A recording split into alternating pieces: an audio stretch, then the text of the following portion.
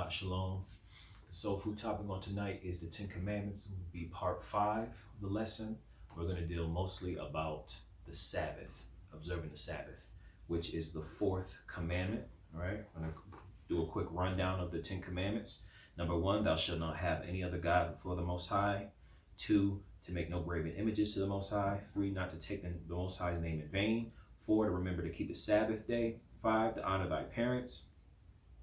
6, not to kill. 7, not to commit adultery. 8, not to steal. 9, not to bear false witness. And 10, not to covet. But tonight we're going to deal with the Sabbath, okay? So first, Gayla, we'll have you go to this one. Luke chapter 4, verse 16.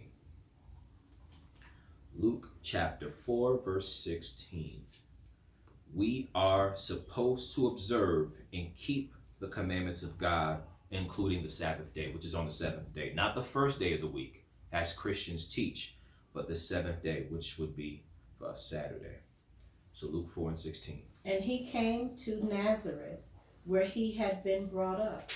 And as his custom was, he went into the synagogue on the Sabbath day and stood up for to read. So as his custom was, Yahawashi, that is, he went in on the Sabbath day and he read.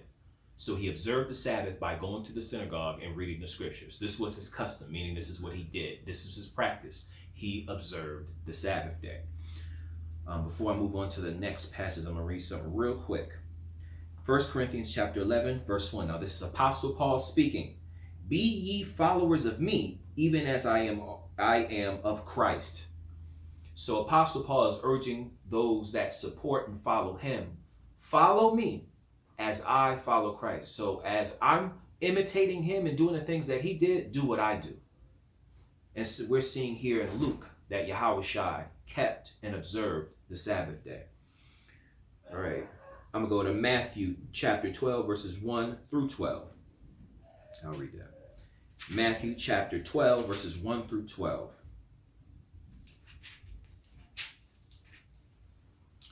And it reads, At that time, Yahawashi went on the Sabbath day through the corn, and his disciples were hungry and began to pluck the ears of corn and to eat. So on the Sabbath day, Yahawashi and his disciples were walking through, and they were hungry. Now, you understand that according to the law, it is not customary for us to fast, okay, on the Sabbath day. We read in Judith that on the eve of the Sabbath and on the Sabbath day, she ceased from her fasting, okay, so that she might be able to eat and that she would not fast during the Sabbath day. So his disciples were walking through the corn and they were hungry. So to avoid transgressing the Sabbath day by fasting unnecessarily, they ate of the corn, okay? Verse 2, But when the Pharisees saw it, they said unto him, Behold, thy disciples do that which is not lawful to do upon the Sabbath day.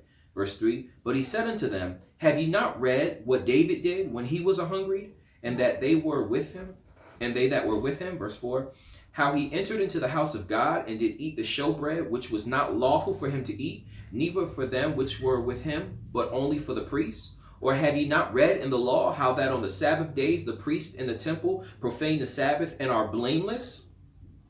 But I say unto you that in this place is one greater than the temple. So Yahawashi wasn't breaking the Sabbath, as Christians may teach. Yahawashi was not breaking the Sabbath. The Pharisees accused him of breaking the Sabbath, but Yahawashi was able to use instances in the scriptures in the past to validate and justify his actions. That he was saying to them, actually, I'm not breaking the Sabbath. If you understood the scriptures, did not David do this? Do not the priests do this? But you don't say they're breaking the Sabbath. Okay? And he's saying that he is greater than the temple. Okay? Where we at? Verse 7. But if ye had known what this meaneth, I will have mercy and not sacrifice, ye would not have condemned the guiltless. So Yahawashi is saying, look, even on the Sabbath day, he would rather have mercy. If your brother is going through, or, you know what I'm saying, there is something, that if there is good that can be done on the Sabbath, the Most High desires that to be done more than the sacrifices you will present on the Sabbath day, more than your piety that you try to demonstrate on the Sabbath day. The Most High wants mercy that outweighs your sacrifice, okay? But if ye would know what this meaneth, I will have mercy and not sacrifice, ye would not have condemned the guiltless. Verse 8, for the Son of Man is Lord even of the Sabbath day. And we're going to get into that and explain that a little more. Christians will teach, oh, he's Lord over the Sabbath, meaning he nailed the Sabbath to the cross. Now we don't have to keep the Sabbath. That's not what he's saying at all. If you read it, you see that he was observing the Sabbath.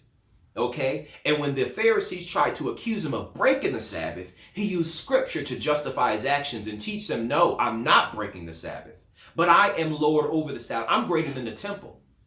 Okay, if you recognize who you were talking to, you wouldn't speak in that way. Okay, verse 9, and when he was departed thence, he went into their synagogue. And behold, there was a man which had his hand withered. And they asked him, saying, is it lawful to heal on the Sabbath days? That they might accuse him. Okay, so not only did he affirm to them, look, I'm not breaking the Sabbath. Well, he went into the synagogue, which was his custom according to Luke. So once he got finished walking, he went into the synagogue to continue to observe the Sabbath. He didn't go buy something to eat. All right, he didn't do something that was totally against the law to do on the Sabbath day. He went into the synagogue and then he asked them, is it unlawful to heal on the Sabbath day? Okay. And he said unto them, what man shall there be among you that shall have one sheep, and if it fall into a pit on the Sabbath day, will not lay hold on it and lift it out? So he's asking them a question. Y'all try to be so pious. Y'all try to be so religious and so holy. Y'all know good and well, if you had a sheep in your flock and he fell into a ditch, even if it was the Sabbath day, you would go straight away and rescue your sheep, wouldn't you? And they just stood there. Well, all right then. He'd rather have mercy than sacrifice. We're going to let that sheep just die? That belongs to you. That's your possession. You're just going to let him die, but because it's a Sabbath day. So I'm asking you concerning this man who needs a healing.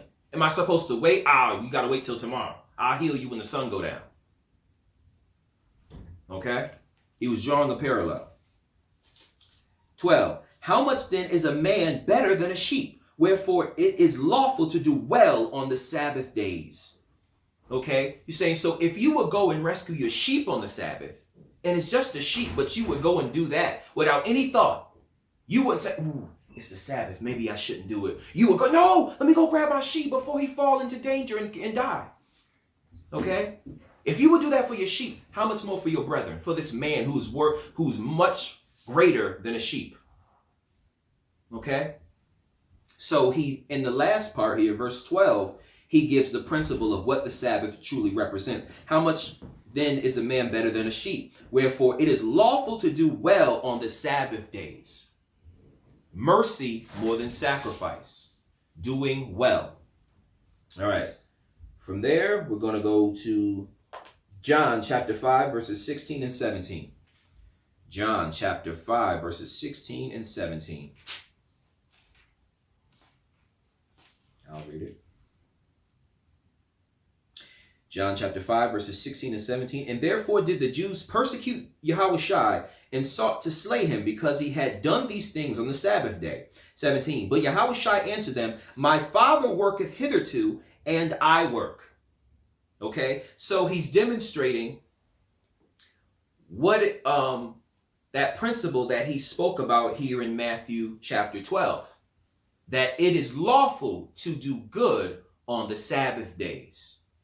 Okay, and so when the Pharisees were coming to him on another occasion trying to accuse him and say, oh, this man is unlawful, he's breaking the commandments, he said, my Father works and I work too, meaning I'm healing, I'm doing that which is good. I'm not working according to the flesh. I'm not working according to carnality, meaning going to work a job, working that overtime on Saturday. I'm not preparing a meal and doing all that on the Sabbath day. I'm not doing things that are unlawful.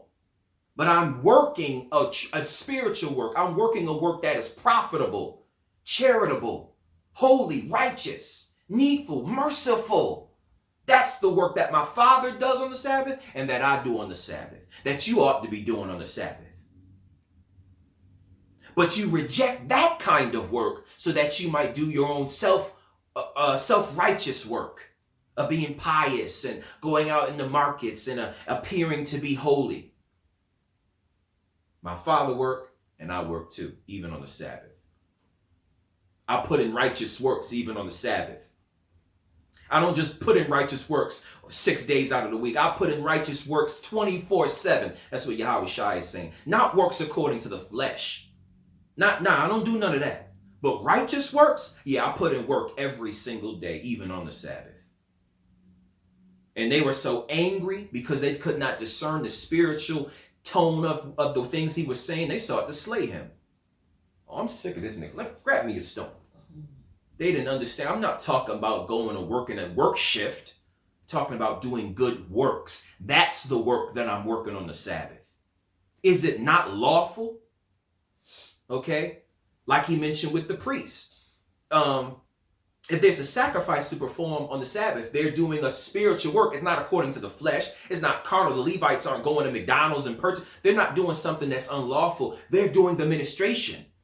Yeah, everyone's supposed to be at rest according to Exodus, but these men have a task to do, and it pleases the Most High that they follow through with their tasks as opposed to resting at home. Or if a circumcision had to be performed, doing that which is lawful on the Sabbath day. Those are the righteous works that are permitted to be done. But carnal, fleshly, selfish, unlawful works, no, you don't do that. You can wait till the sun go down. All right? Moving on. Going to Acts chapter 15, verse 21.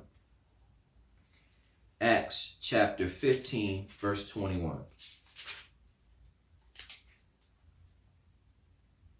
Now, this is the apostles speaking to the men concerning the Gentiles, meaning the Hellenistic Jews, the Hellenistic Israelites, concerning what should be taught to them, okay, at the first, when they're starting to come into the truth. What burden should you lay upon them? Because these are men that have been wholly given unto idolatry. All they know is worshiping pagan gods, holding on to pagan rituals and pagan philosophies. That's it.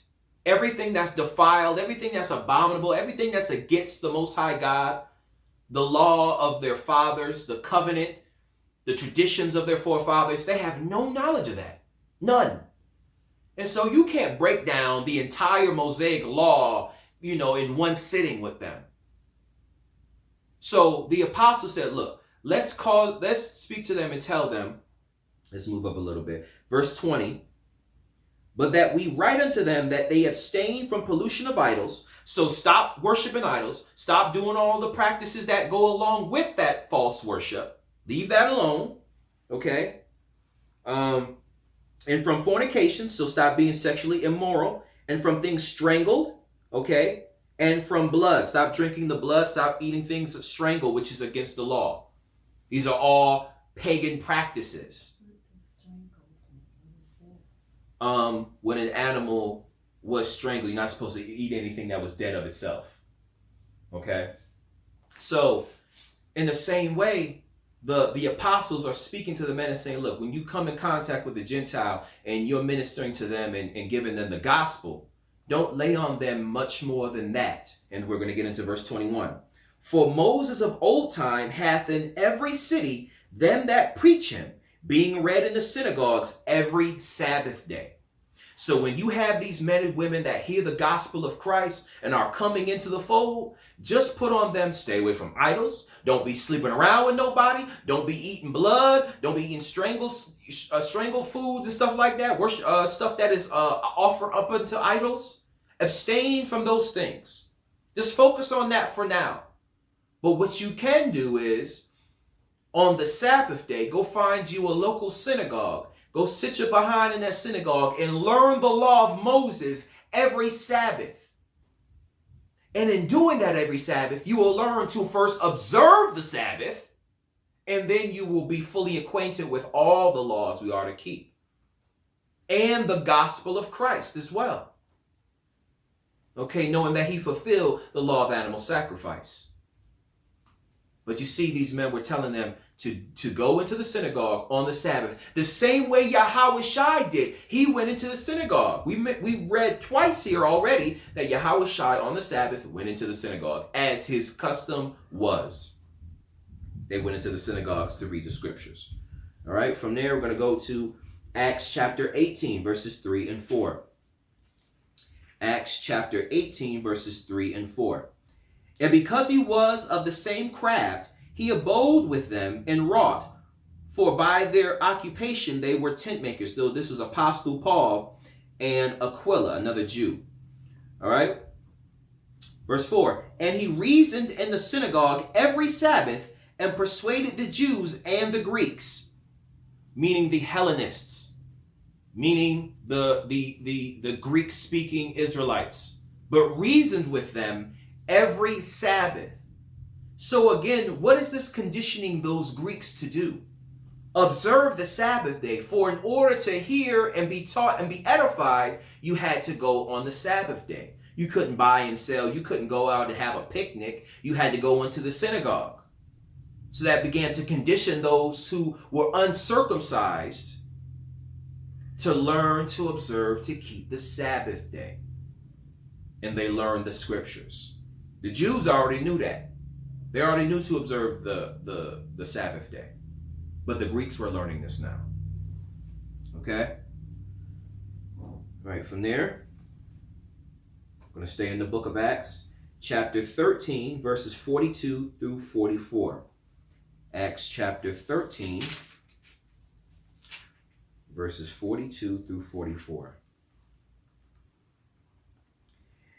And when the Jews were gone out of the synagogue, again, you're seeing the Jews in the synagogue, the Gentiles besought that these words might be preached to them the next Sabbath. So these Gentiles were in the synagogue along with the Jews, and they were being taught. And when Sabbath was over, or the synagogue lesson was over with, these Gentiles asked, hey, can we come back here next week and hear the same thing? Can you expound unto us more about the scriptures, about Yahawashi? All right. 43. Now when the congregation was broken up, many of the Jews and religious proselytes followed Paul and Barnabas, who speaking to them persuaded them to continue in the grace of God. The grace of God meaning Yahawashi providing atonement through his death. Okay, fulfilling the law of animal sacrifice. 44. And the next Sabbath day came almost the whole city together to hear the word of God. Okay? Why? Because in Acts 15 it said, in every place there's one that preacheth Moses in the synagogue. Have them go on the Sabbath day. And so now on the Sabbath day, you're seeing full, large congregations, full, large multitudes of believers coming in, learning to observe the Sabbath and being edified with the scriptures. Okay? All right, we're going to go to Acts 17 and 2. Acts 17 and 2. And it reads, and Paul, as his manner was, went in unto them, and 3 Sabbath days, so that's 3 consecutive Sabbaths, 3 weeks worth of Sabbaths, reasoned with them out of the scriptures. Now we read 1 Corinthians 11 where he says, follow me even as I follow Christ. All right. We read in Luke 4 where it says that Yahawashi went into the synagogues on the Sabbath as it was his custom. And now you're seeing Paul in chapter 17 of Acts do the very same thing. So when he says, follow me as I follow Christ, he wasn't lying. He followed the conduct of the Savior, of the Messiah. As his custom was, Paul that is, he went in on the Sabbath into the synagogues and taught men the scriptures. Okay? Now we're going to go to Colossians chapter 2 verses 16. What? I'm sorry. Colossians chapter 2 verses 16, 20 through 22. Colossians chapter 2 verses 16, 20 through 22. And it reads, let no man therefore judge you in meat or in drink or in respect of a holy day or in the new moon or of the Sabbath days. Now, if you just read that without understanding, without precept upon precept, you'll think to yourself, see, the law is done away with. We don't have to keep the Sabbath. Jesus nailed that to the cross. We don't have to keep feast days. No, all that's done away with, baby. We don't got to do none of that, honey child. That's not true. That's not true. But you got to read with understanding. So we're going to read it again. Verse 16, let no man therefore judge you in meat or in drink, or in respect of a holy day, or of the new moon, or of the Sabbath days. Now jump down to 20 to 22. Wherefore, if ye be dead with Christ from the rudiments of this world, why, as though living in the world, ye are subject to the ordinances. 21, touch not, taste not, handle not. 22, which all are to perish with the using, after commandments and doctrines of men. So when Paul is mentioning, let no man judge you according meat, drink, holy days, new moon, Sabbath, he's not talking about according to the law of Moses, meaning you don't have to do it. But he's saying when any man judges you according to the rudiments and commandments and doctrines of men, not what was inspired by God to the prophets, but what man has made up, what man has established, and are trying to have you add on top of the law. That's what Apostle Paul is talking to the church of Colossae about. Let no man judge you according to those things. Because you had those of the circumcision that came and subverted the gospel, saying, look, you got to get circumcised first and keep the law of animal sacrifice in order to believe on Christ. You got to do this and do that in order to truly keep the Sabbath. You got to do this and do that. No. Christ has come to give us liberty in him. We don't got to do all of that. But it's not saying, oh, no, the law is done away with. Oh, can we sin? God forbid. Does that give us the right to sin? Absolutely not. But now let's get understanding. So we're going to go to Matthew chapter 23 and read verses 3 and 4. Matthew 23 verses 3 and 4. I think this might be the last scripture.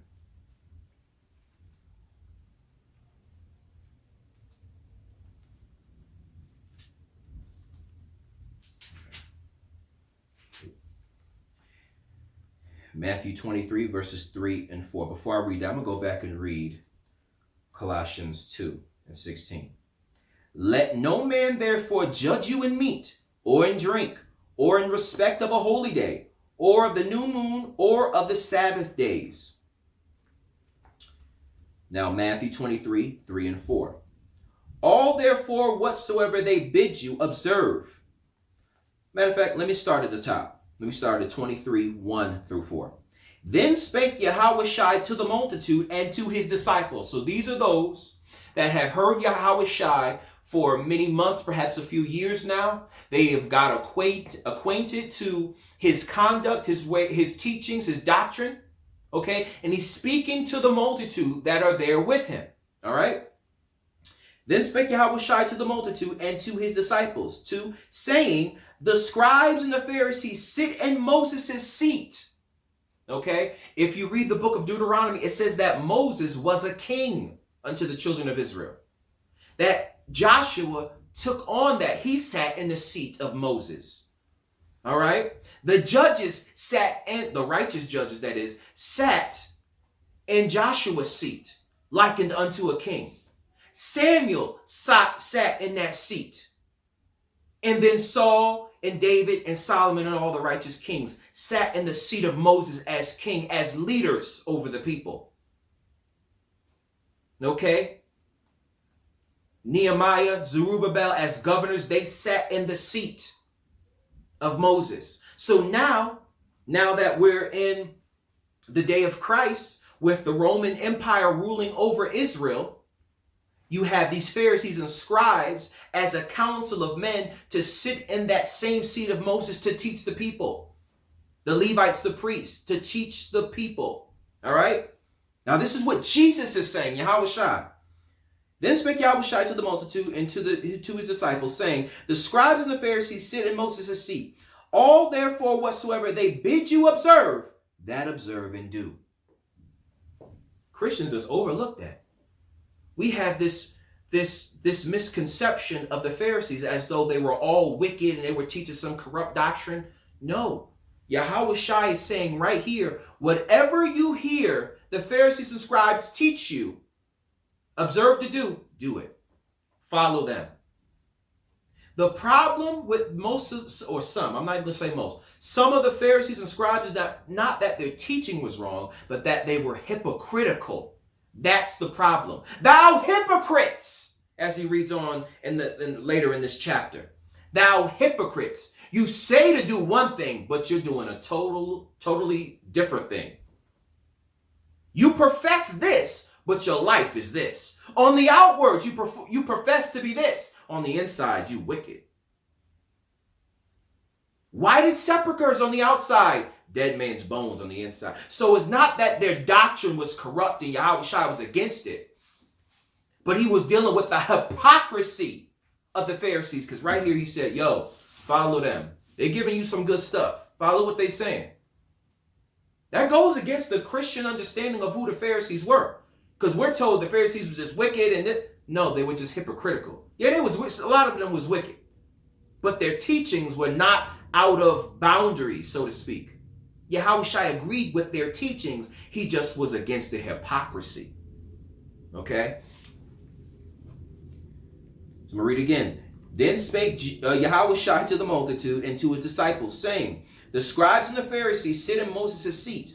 All therefore whatsoever they bid you observe, that observe and do. But do not ye after their works, for they say and do not. So whatever they're teaching you out of their mouth is good. That's fine. If it's along with the law, that's fine. But don't do after what they do, because they are some hypocrites. They say something, but they're doing the opposite. They hypocrites, man. Verse 4. For they bind heavy burdens and grievous to be borne, and lay them on men's shoulders. Now let us draw this back to Colossians 2:16, where it reads, let no man therefore judge you in meat or in drink or in respect of a holy day, or of the new moon, or of the Sabbath days. So this is what Yahawashi is referencing, or this is what Apostle Paul is referencing here. Okay? And what Yahawashi spoke about in Matthew chapter 23. For they bind heavy burdens and grievous to be borne, and lay them on men's shoulders, like putting a huge weight on men's shoulders to bear. All right? But they themselves will not move them with one of their fingers. We got a glimpse of that in reading, is it Matthew 12, 1 through 12? About Yahawashi and his disciples walking through the garden, and they were picking off the corn. What's going on? And Yahawashi, is being accused of the Pharisees of breaking the Sabbath day. Okay? They're doing that which is unlawful. Y'all shouldn't be breaking off the ears of the corn and eating them on the Sabbath day. These were the additional burdens that the Pharisees were adding on. That was hypocritical. You're telling men to do all this, but you ain't doing it yourself. Okay? And so Apostle Paul in the book of Colossians is saying, look, let no man judge you concerning these things, trying to make you do extra stuff that they ain't even doing. So like you. Even as Apostle Paul had to rebuke Peter. Look, Peter, I see your hypocrisy. When the Jews aren't around, you can deal with the Gentiles. But then when the Jews come around, then you separate. All right? And if you be a Jew and tell the Gentiles to keep something that the Jews don't even keep, why are you know what I'm saying? You're being a hypocrite right now. You're a hypocrite. So Yahawashi and Apostle Paul are touching on the same things right here. All right? That let no man judge you concerning these things, adding on burdens. Let's read verse 4 one more time. For they bind heavy burdens and grievous to be borne. Even one instance in the Gospels where Yahawashi healed a man who was sick. The man took up his bed and was walking. The Pharisees were judging him, saying, you breaking the Sabbath. You should be making your bed and taking it. What? That's ridiculous, man. Grievous burdens. But then them same Pharisees that break the commandment in some other way. They were hypocrites. Because it already said, look, whatever these Pharisees teach you, whatever they tell you to do, observe and do. But don't do like they do. Don't follow their actions. Follow their words, but don't follow their actions, because they're hypocrites. The Father hates a hypocrite. I can't stand a hypocrite. Don't be a hypocrite. Okay? So, in conclusion, we see that we are supposed to keep the Sabbath days. All right?